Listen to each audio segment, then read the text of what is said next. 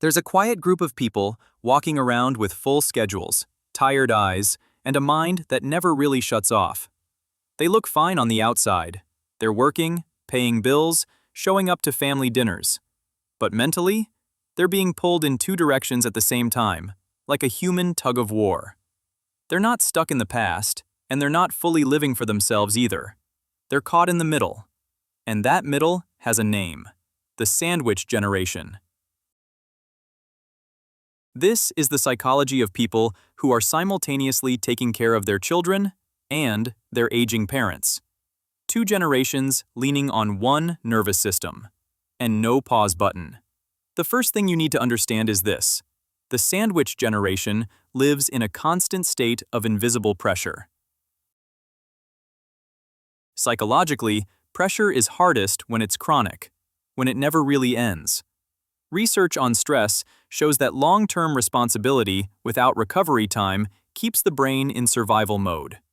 Cortisol stays high, focus drops, emotional patience gets thinner. And yet, people in the sandwich generation rarely complain because they feel like they can't. Someone always needs them more. This creates a dangerous mental loop.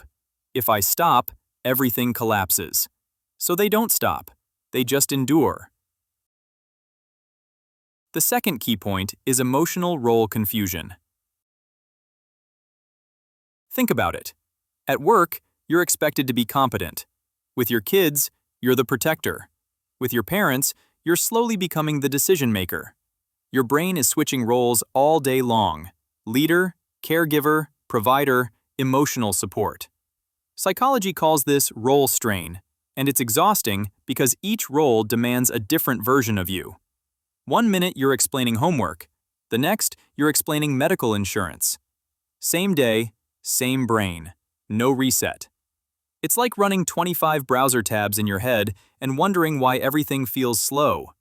And here's the twist: many people in the sandwich generation don't even realize how tired they are. They normalize it. They joke about it. Yeah, I'm just busy. No, you're overloaded. The third psychological layer is guilt, coming from all directions. If you focus on your career, you feel like you're neglecting your family.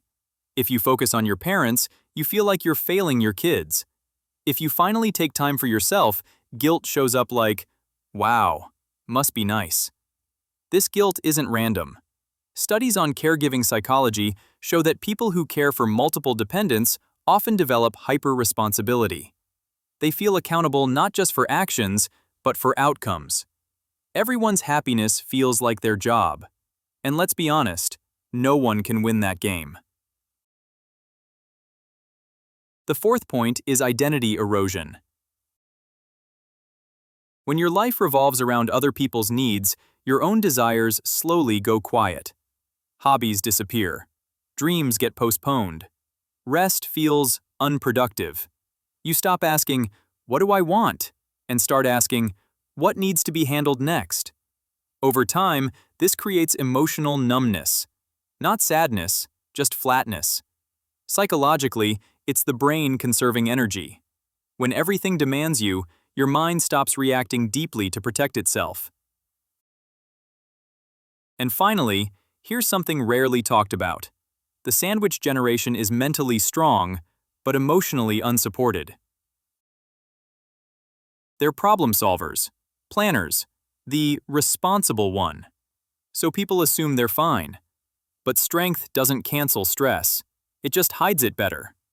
Ironically, research shows that caregivers who appear the most capable are often the least likely to ask for help, because they've trained themselves to be the help. So if you're in this generation, hear this clearly. Feeling overwhelmed doesn't mean you're weak. It means you're human, carrying a load that was never meant for one person alone. And if you're not in it yet, remember this: one day, life may ask you to hold the past and the future at the same time. When that day comes, understanding this psychology might be the thing that keeps you from losing yourself in the middle. Because being the sandwich doesn't mean you deserve to be crushed.